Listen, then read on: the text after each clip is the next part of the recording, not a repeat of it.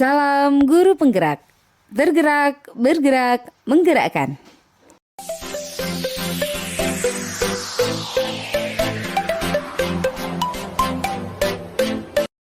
Halo Bapak dan Ibu guru hebat, perkenalkan saya Nima Desaryasi SPD MPD, calon guru penggerak angkatan 8 dari SMA Negeri 1 Mengui, Kabupaten Badung, Provinsi Bali.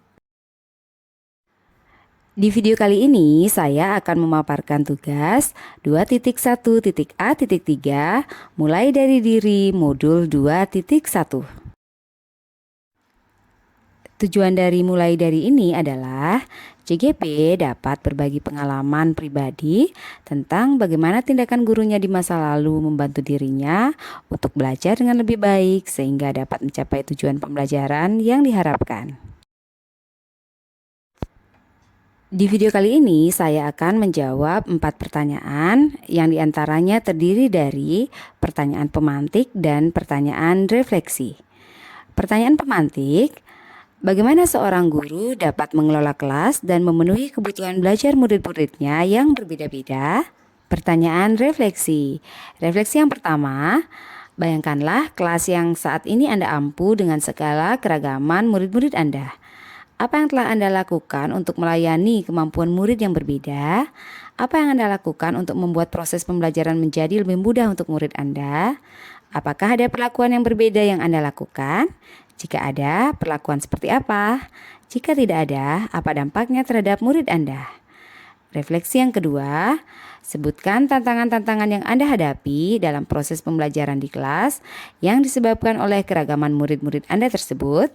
Tindakan-tindakan apa yang telah Anda lakukan untuk mengatasi tantangan-tantangan tersebut? Refleksi yang ketiga, menurut Anda untuk mengakomodasi tantangan yang terkait dengan keragaman murid tersebut, bagaimana seharusnya pembelajaran itu dirancang, dilaksanakan, dan dievaluasi? Kita mulai dari pertanyaan pemantik. Bagaimana seorang guru dapat mengelola kelas dan memenuhi kebutuhan belajar murid-muridnya yang berbeda-beda? Kita sebagai guru pasti mengetahui dan meyakini jika keadaan siswa di kelas sangat beragam. Misalnya, perbedaan dapat terlihat dari minat belajarnya, pengetahuan yang dimilikinya, hobinya, keadaan ekonomi keluarganya, kecepatan dalam memahami suatu pelajaran, dan lain sebagainya. Untuk dapat mengelola kelas dan memenuhi kebutuhan belajar murid yang berbeda-beda, para guru perlu mengamati masing-masing murid yang ada di dalam kelas. Hal tersebut merupakan langkah awal yang penting untuk dilakukan karena setiap murid memiliki latar belakang serta karakteristik yang berbeda-beda. Saya sebagai guru diharapkan dapat mengelola kelas dan memenuhi kebutuhan belajar murid-murid saya yang berbeda-beda. Setiap murid saya adalah pribadi yang unik dan memiliki karakter yang berbeda-beda. Dengan memahami perbedaan karakter dan keunikan anak, pendidikan hendaknya melakukan perlakuan yang bervariasi sesuai kebutuhan anak, sehingga kebutuhan belajar tiap anak terpenuhi. Hal tersebut menjadi dasar dari praktik pembelajaran yang saya lakukan di sekolah dan di kelas, serta menjadi kerangka acuan dalam mengevaluasi praktik pembelajaran.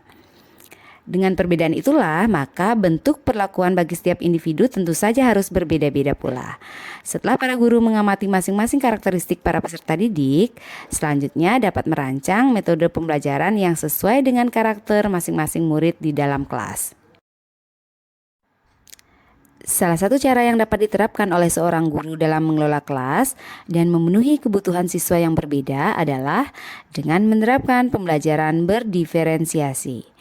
Pembelajaran berdiferensiasi diartikan sebagai usaha guru untuk menyesuaikan proses pembelajaran di kelas untuk memenuhi kebutuhan belajar individu murid. Selain itu, pembelajaran berdiferensiasi diartikan sebagai pembelajaran yang memberi keleluasaan pada siswa untuk meningkatkan potensi dirinya sesuai dengan kesiapan belajar, minat, dan profil belajar siswa tersebut. Pertanyaan refleksi pertama.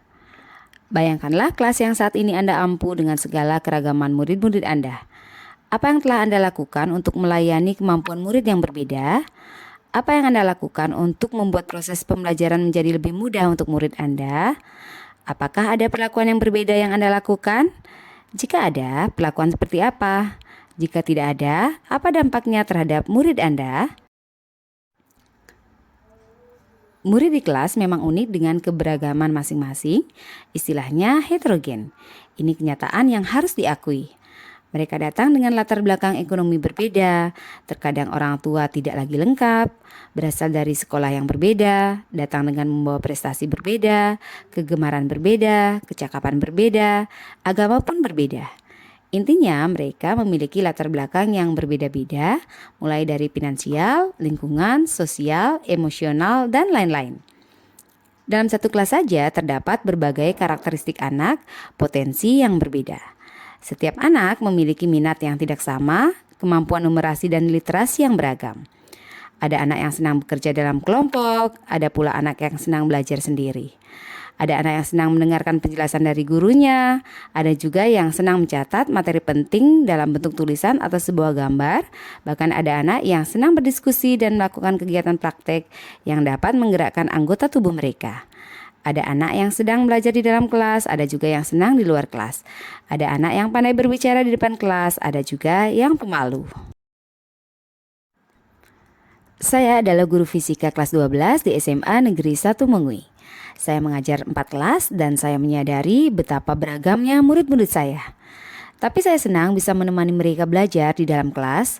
Justru dari keberagaman murid saya tertantang untuk bisa menjadi guru yang dapat memenuhi kebutuhan belajar mereka yang berbeda-beda. Saya harus banyak belajar, dan belajar lagi. Ternyata setiap anak itu unik. Dan bagaimana memanusiakan anak itu tentunya dengan memperhatikan pendidikan yang sesuai dengan filosofi Ki Hajar Dewantara melalui pembelajaran berdiferensiasi. Hal yang telah saya lakukan untuk melayani kemampuan murid yang berbeda adalah membuat pembelajaran yang menyesuaikan dengan kemampuan dan kebutuhan siswa. Saya mendiagnosis kemampuan dan kebutuhan siswa dengan memperhatikan hasil belajar mereka selama ini, karakter mereka saat proses pembelajaran, dan asesmen diagnostik. Hal yang saya lakukan untuk membuat proses pembelajaran menjadi lebih mudah adalah dengan berusaha membuat pembelajaran yang berpihak kepada siswa, di antaranya membuat kelompok belajar menyesuaikan kebutuhan dan kemampuan mereka, memproduksi konten pembelajaran yang mudah dipahami siswa, mendorong kolaborasi dengan peran yang menyesuaikan kemampuan masing-masing siswa, dan menyisipkan permainan dalam pembelajaran agar siswa lebih rileks dalam belajar. Kemudian saya menciptakan iklim belajar yang kondusif dengan media pembelajaran yang menarik, memilih metode pembelajaran yang tepat, dan memadukan beragam metode pembelajaran untuk satu materi agar bisa dipahami oleh semua anak, baik dengan metode ceramah, mengamati, penayangan video, membuat proyek, atau dengan diskusi, dan juga senantiasa berinteraksi dan selalu memberi motivasi kepada anak-anak untuk kemajuan belajarnya. Ada perlakuan berbeda yang saya terapkan terhadap siswa dengan kemampuan yang berbeda karena menyesuaikan tingkat kemampuan, dan kebutuhan belajar mereka. Perlakuan itu diantaranya adalah menyediakan beragam konten materi pembelajaran, penugasan kelompok dengan cara kerja sesuai dengan kemampuan masing-masing siswa, dan memberikan tugas yang berbeda-beda. Jika mereka diperlakukan sama, dampaknya adalah mereka tertekan dengan pembelajaran yang saya lakukan karena hasil akhir pembelajaran menuntut adanya hasil yang sama. Pertanyaan refleksi 2. Sebutkan tantangan-tantangan yang Anda hadapi dalam proses pembelajaran di kelas yang disebabkan oleh keragaman murid-murid Anda tersebut. Tindakan-tindakan apa yang telah Anda lakukan untuk mengatasi tantangan-tantangan tersebut? Sebagai guru dengan berbagai keberagaman murid di kelas, sudah tentu akan ada tantangan-tantangan di tengah proses pembelajaran. Tantangan yang dihadapi dalam proses pembelajaran di kelas diawali saat persiapan pelaksanaan proses pembelajaran, yaitu diperlukannya persiapan yang matang sebelum melakukan proses pembelajaran, dan ini akan menyita waktu, pikiran, dan tenaga dan materi kita sebagai guru. Tantangan-tantangan yang dihadapi karena keberagaman siswa pada proses pembelajaran adalah perlunya beberapa strategi pembelajaran agar siswa selalu antusias belajar, kemudian berkurangnya waktu pembelajaran karena ada yang kurang bersemangat dalam pembelajaran karena kurangnya minat dan motivasi dalam belajar, perilaku siswa yang suka tidur di kelas, ribut, konsentrasi kurang, senang mengganggu teman. Tindakan-tindakan yang saya lakukan diantaranya adalah membagi kelompok dengan memperhatikan kemampuan dan kebutuhan belajar siswa, menyediakan konten pembelajaran yang beragam, menyederhanakan materi tanpa mengurangi esensi, mempraktekkan permainan-permainan dalam pembelajaran, bersifat hangat dan lebih sering berinteraksi dengan siswa, memberi motivasi dan inspirasi kepada siswa untuk belajar, membantu siswa menemukan minat dan bakat, membuat pembelajaran yang inovatif dan lebih menarik agar siswa lebih fokus untuk tetap belajar, seperti dengan memanfaatkan teknologi sebagai media pembelajaran. Pertanyaan refleksi 3. Menurut Anda, untuk mengakomodasi tantangan yang terkait dengan keberagaman murid tersebut, bagaimana seharusnya pembelajaran itu dirancang, dilaksanakan, dan dievaluasi? Untuk mengakomodasi tantangan yang terkait dengan keragaman murid tersebut, seharusnya pembelajaran dirancang dengan memperhatikan keragaman, kemampuan, dan kebutuhan murid. Guru juga bisa merancang pembelajaran berdasarkan pendapat dari murid, sehingga murid bisa mengikuti pembelajaran sesuai dengan keinginannya. Pembelajaran juga seharusnya dilaksanakan sesuai dengan rencana yang sudah disusun yang mengakomodasi keberagaman murid. Pembelajaran yang paling sesuai untuk dirancang dan dilaksanakan dalam mengatasi keberagaman murid adalah pembelajaran berdiferensiasi.